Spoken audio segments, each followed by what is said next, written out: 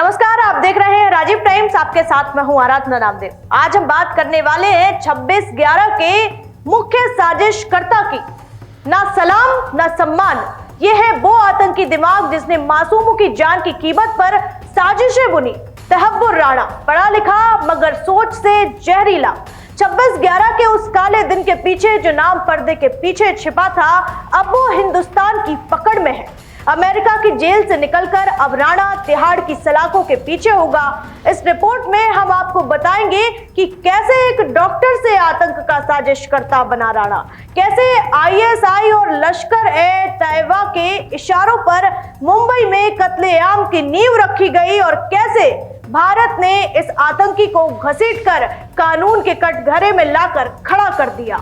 तहब्बुर राणा की कुंडली से लेकर उसकी साजिशों का हर पन्ना हम आपके सामने खोलेंगे। देखिए ये पूरी रिपोर्ट और जानिए कैसे एक शरीफ चेहरे के पीछे छिपा था खौफनाक। तहब्बुर राणा, नाम शरीफ लेकिन काम खतरनाक। पाकिस्तान में जन्मा, कनाडा और अमेरिका में बसा लेकिन दिल से निकला देशद्रोही। वक्त था साल 2008 का, मुंबई जल रही थी और पर्दे के पीछे राणा अपनी इमिग्रेशन एजेंसी से हेडली को भारत भेजने की साजिश कर रहा था। Taj hotel, CST station, Nariman house, हर हमले की प्लानिंग में इसका इशारा था। अमेरिकी दस्तावेज बताते हैं कि राणा आईएसआई के मेजर इकबाल के सीधे संपर्क में था। तहब्बुर हुसैन राणा, एक पाकिस्तानी मूल के कनाडाई नागरिक ने चिकित्सा क्षेत्र से आतंकवाद की दुनिया में कदम रखा। पाकिस्तानी सेना में चिकित्सक के रूप में सेवा देने के बाद उन्होंने कनाडा और फिर अमेरिका में बसकर शिकागो में फर्स्ट वर्ल्ड इमिग्रेशन सर्विसेज नामक एक इमिग्रेशन फर्म स्थापित की। इस व्यवसाय का उपयोग उन्होंने अपने बचपन के मित्र डेविड कोलमैन हेडली के साथ मिलकर आतंकवादी गतिविधियों के लिए किया। हेडली लश्कर-ए-तैयबा और पाकिस्तानी खुफिया एजेंसी आईएसआई के साथ मिलकर काम कर रहा था। हेडली ने ही 2008 के मुंबई हमलों की योजना बनाई थी। राणा ने अपनी इमिग्रेशन फर्म के माध्यम से हेडली को भारत में एक कवर स्टोरी दी, जिससे वह भारत में कहीं भी आ जा सके और हमलों के लिए रेकी कर सके। इसके अलावा राणा ने हेडली को डेनमार्क के अखबार जुलैंड्स-पोस्टेन पर हमले की साजिश में भी मदद की, जिसने पैगंबर मोहम्मद के विवादास्पद कार्टून प्रिंट किए थे। 2009 में अमेरिकी अधिकारियों ने राणा और हेडली को गिरफ्तार किया।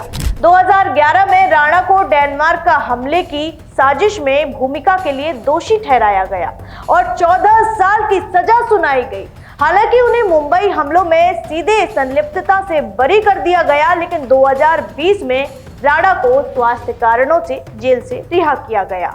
भारत ने उनके प्रत्यर्पण की मांग जारी रखी। अप्रैल 2025 में अमेरिकी सुप्रीम कोर्ट ने राणा की प्रत्यर्पण रोकने की याचिका खारिज कर दी, जिससे उसका भारत आना तय हुआ। अब भारतीय एजेंसियां राणा से पूछताछ कर रही हैं।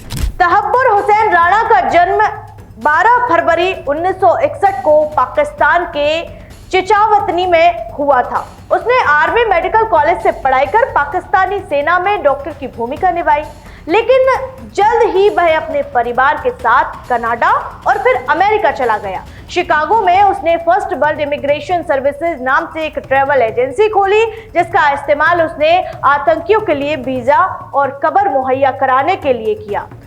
वहीं उसकी दोस्ती डेविड हेडली से फिर से मजबूत हुई, जिसने लश्कर-ए-तैयबा और आईएसआई के इशारों पर 26/11 हमलों की साजिश रची।